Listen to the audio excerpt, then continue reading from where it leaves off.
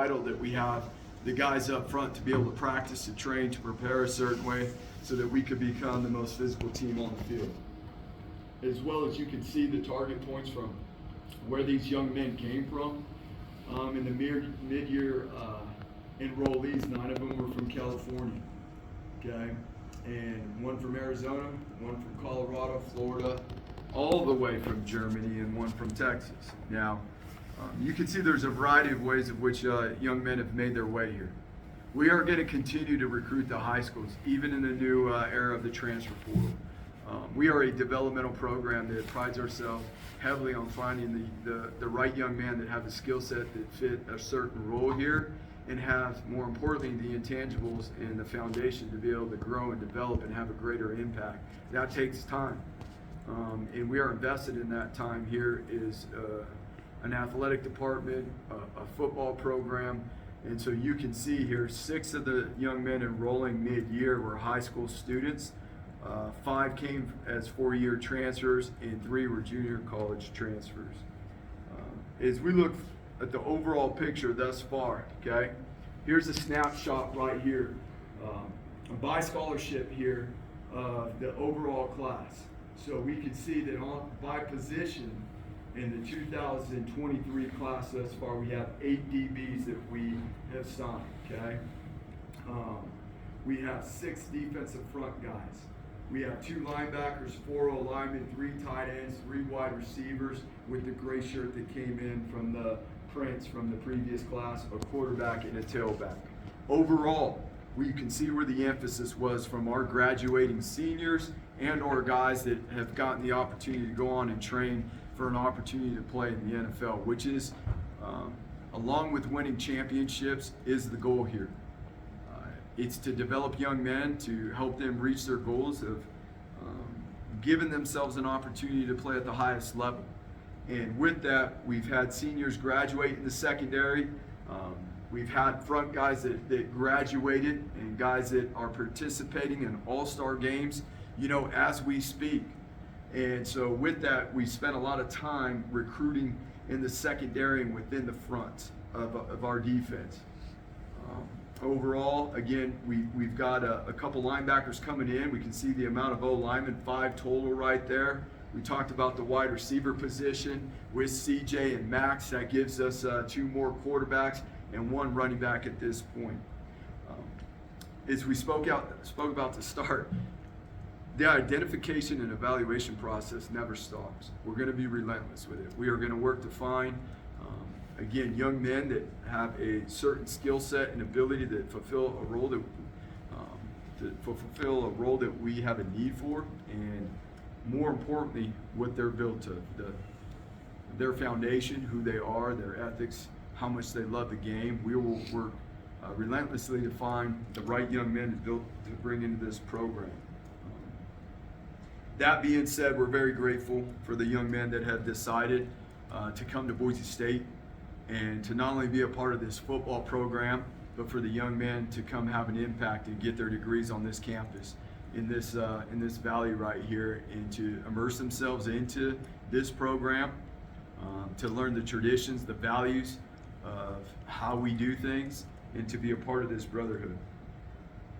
Entirely, this game is about competition, and the level of competition within our training sessions and our preparation has constantly grown in the last couple years here, and that is always our efforts. That is our best tool, is to be able to create competition through finding the right people, and we're really excited where we're at right now with the opportunity to continue to grow. With that being said, we'll take any further questions on this recruiting class. Coach, your program has kind of built a reputation for turning walk-ons into stars. Van Der Esch, Avery Williams, even Tyler Crow was mentioned here recently. I mean, what does this say about this program that you guys are able to develop guys like that? It's such a big deal for us. As we all know, there's 85 scholarships that you get to hand out, but there's 110 spots on the team.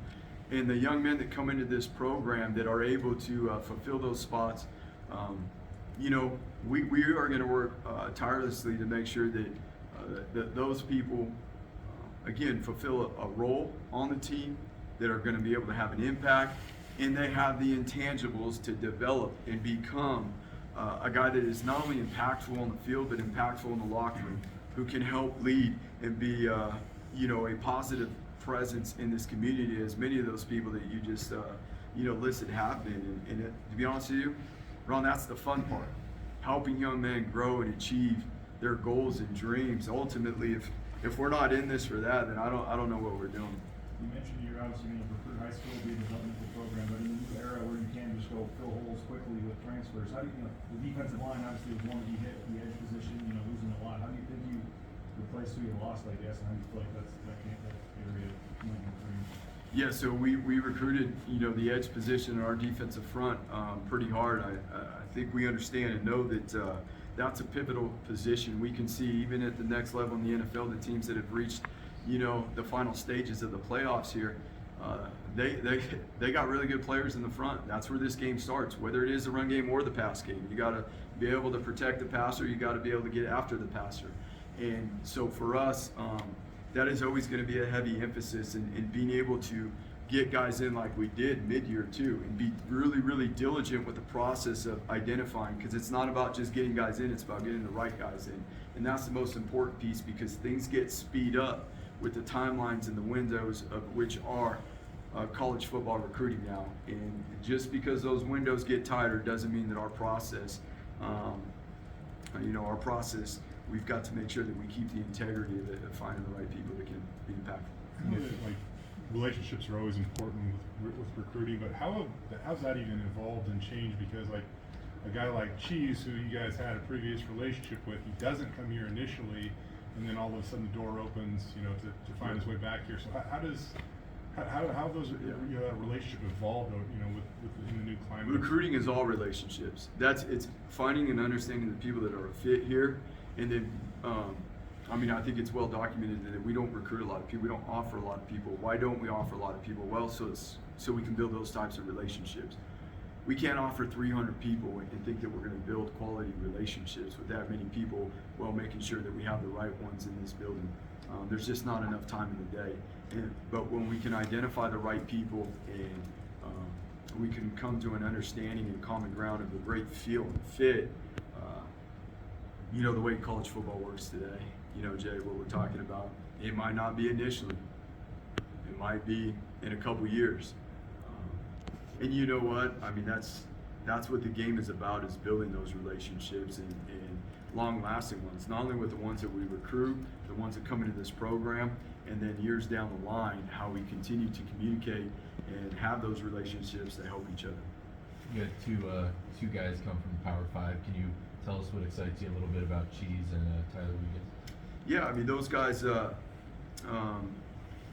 come, it's something different to be said, and to be honest with you, it's not even so much the playing aspect it is to be away at a 4-year school and be on your own, to be living in the dorms or to be living, off campus on your own, and understand the demands of what it is to be a student athlete, to handle your personal life, to excel, with your academics, and to put everything into the development of which you are growing as a football player. And so that's called, the maturity of being a student athlete.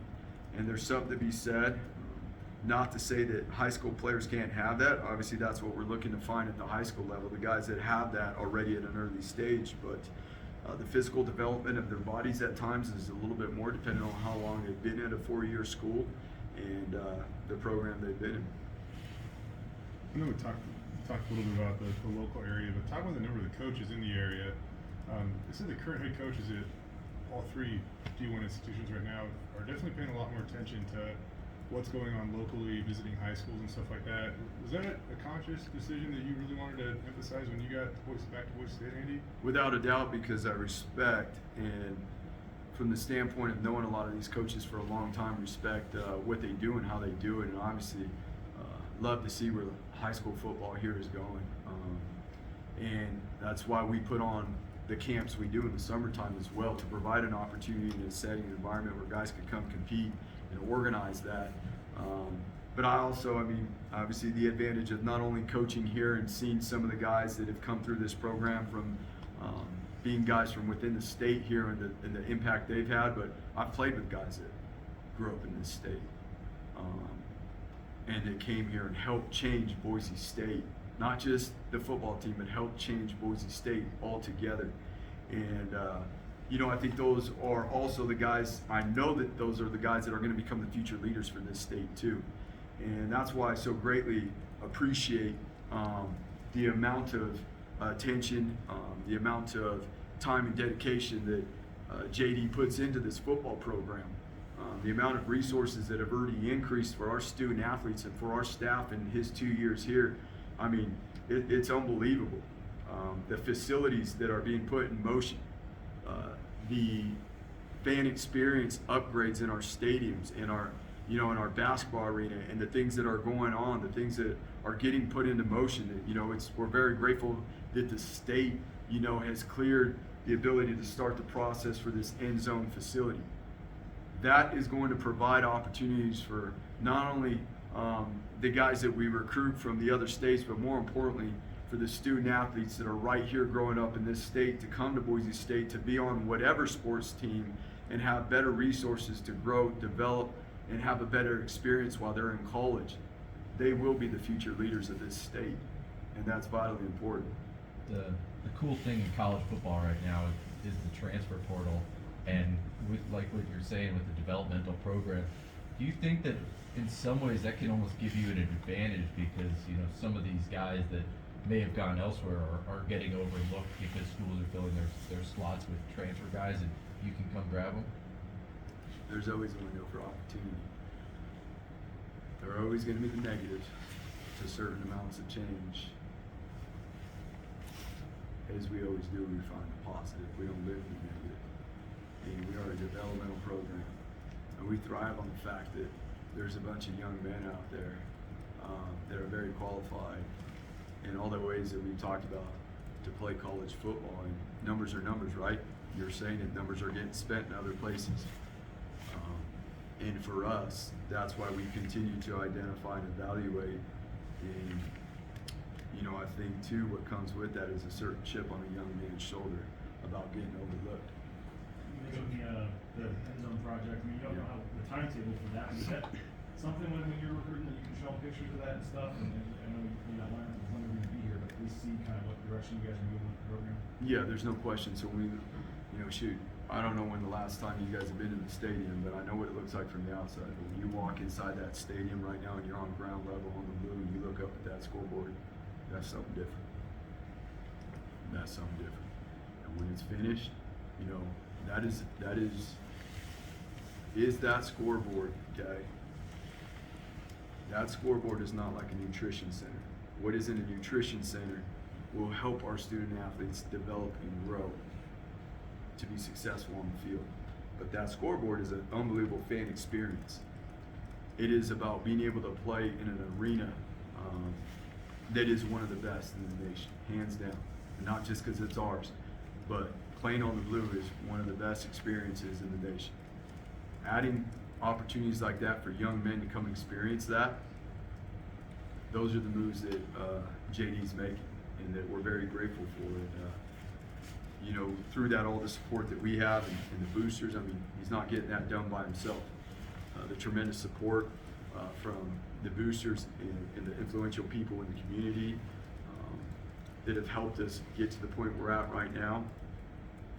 Our players are very grateful for these opportunities, and that's why we say, without a doubt, where are we at after the first month of 2023 and our first month of training is very exciting because the young men in this program are extremely invested, they're committed, and they can see and feel what the greater leadership in this athletic department wants to help do for them, to help them become the best they can. Spencer recently got a new deal. How important was it to you to make sure he stays around for a few more years? Yeah, there's no question. It's pretty cool to see. Again, we're talking about players, right? But it's also cool to see how coaches have come here. I'm a product of it myself and the mentorship and the leaders that I've had along the way. But it's pretty cool to see how not only the players, but I mean, like I said, it's overall, it's the staff, it's the coaches, it's everybody. It's a developmental program, and to see where he's grown himself and the way he leads, the type of man he is, and not just within these walls, of this facility, but his impact on this community. And we're very grateful for him, and excited to see how he continues to grow our defense. When did your relationship with James Montgomery start, and what excites you about him being the new running back coach? Yeah, so I mean, obviously with the process put in front of us to identify certain parameters within the scope of what we want to hone in on, there was a lot of conversations, a ton of conversations with great men in this profession.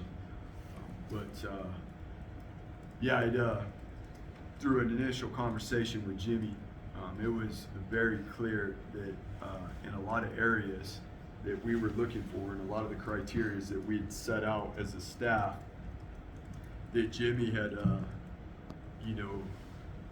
continuously met what we were looking for through conversation, and then obviously the process that goes along with that. And it's not just about the type of coach he is, his knowledge, his ability to communicate, to teach, but why does he do what he does? And what is the type of impact that, because of that he's going to be able to have, not only on the running backs room, but on this team, on this community. And again, it is big picture oriented, on this university. And so we're very grateful. He brings a great deal of knowledge, not only to the development of running backs and how to recruit certain running backs and the things that we're looking for, but the crazy part is that he was an O-line GA, so just his knowledge of fronts, in relation to run game, protections, and all those things. I mean, you can't help but have fun, having a football conversation with him. The coaching, the special teams is kind of a collaboration of all the coaches. What made Mario the guy to kind of come that up? Just he was already going to be a huge part of that. That was something that we are already in transition for, and with the change of KB moving on, that was already something that was in motion, that he was, because of the impact he had last year on how he coached his responsibilities in special teams, and not only on special teams, but his responsibilities on defense, and seeing the diligence that he brought forth, whether it was in game plan responsibilities, his ability to stand in front of the room and engage and lead the whole defense or the whole team. That's a big part of it too, is being able to have the presence to be able to get up and lead a greater audience. And shoot, in the last couple of weeks right here, it's been really exciting to see him take this and build it. It provides consistency, right, with the special teams and the things that we have done here last year, which is everything. And old enough to remember when multi-year deals for assistant coaches were extremely unique. How big is that you can pretty much, anybody you've brought here lately is getting a multi-year deal? How big is that? Yeah, I mean, it's huge. We all know what this profession consists of, to be able to, again, to find the right people to bring them in here with the support of our leadership, of Jeremiah, and being able to take care of people and commit to people as they commit to us, and be able to help them feel comfortable and confident with bringing their families here. And it's not as cheap to live here anymore. We all know that. There's something to be said for that. Again, that goes back to the resources and the increase that our leadership has been able to help us with in the first couple of years going into the third year. I think two guys we haven't asked you about yet. Eric, obviously taking over, and then Ben Hilgard, strength coach. Can you tell us a little about them and what they're going to bring? Yeah, so I'm going to start with Coach Hilgard. 3 days into January, strength and conditioning workouts. You would not be able to tell it was the third day. You would have thought he was here for a year. An extremely fortunate situation for Bronco Nation. Coach Hilgard has ties to the program that stem way back when, to his days at Arizona State, when Dirk Cutter was the the head coach there, and he was an assistant strength coach. And so the fabric of which, way back when, 20 years ago, Coach Hilgard, was exposed in the environment of which obviously Coach came from here. Fast forward, here we are, 20 years later, and he has a wealth of experience. His training philosophy fits who we are, not only training the physical development and preparation of our players, but also the mental development of our players. There's a special art to doing that. And when certain people have the capacity to not only train and build, whether it's within a position group, linebackers, running backs, O-line, there's a special art that some have that they can build and grow within a certain area, but they can develop a mentality and a level of discipline. And love to see what he has done here in the first month with Coach Mentor as well, and Coach Reed and Coach Smith. I mean, these guys, it's exciting to go down and watch a workout. You gotta catch yourself on time, because you might spend too much time down there watching them work out instead of being upstairs working on some other stuff. But you can't just help but be around in the space that they are now leading. I'm very grateful for them being here. Our players have taken to them and are really excited about the direction we are going with our training and development within the strength and conditioning space. And then Coach Shenander, Eric, we've known each other for a while now. We've all the way back to when he was at Oregon and I was here as an assistant coach, and banking ideas off of each other on defensive front play. He's been a part of some very successful programs. He's been an elite recruiter at different schools on different coasts. And so we're very fortunate to have a guy that not only within his space from being a coach, but obviously at the coordinate, not only being a position coach, but a guy that has tremendous experience as a coordinator as well. It takes the right fit, right, to bring a guy in that's been a coordinator. A few people have asked me about that, to bring him into a room. But when you got a guy who is humble and hungry and wants to be a part of something and wants to help impact it, but learn and grow himself, that's where the fit comes into place. And we're really excited about what he brings to the table from the development of our defensive line. We have similar philosophies and how our defensive front will play in some of the certain techniques and philosophies we use in our defensive front that a lot of other people don't. But as time comes here, we're excited to get those guys in front of you, and obviously get them in front of Bronco Nation. Last question. Last question, go ahead. You mentioned the super seniors. I know George isn't the super senior. Right. To get George back again, what was your thoughts when you found out he was coming back, and what does that do for you? Yeah, I mean, that process now, BJ, is that's collecting information, right? And it's not coming from us, it's coming from the people, at the next level to try to help our guys make the best decision for themselves. That's what we are here to do. And, it could have went either way for George, but it's a situation where, we're extremely lucky that, number one, we get an unbelievable person back in this building for another year that brings production and has obviously been a game changer when he's on the field and the impact he has in that space. But it's pretty cool to see that the young man that George has got here as, and what he's grown into over the past of the 4 whatever it is years here, going on 5. He's an extraordinary person that has such a big heart. He's so humble, so hungry, and we're looking forward to this being his best season yet. Thank you guys. Go Broncos.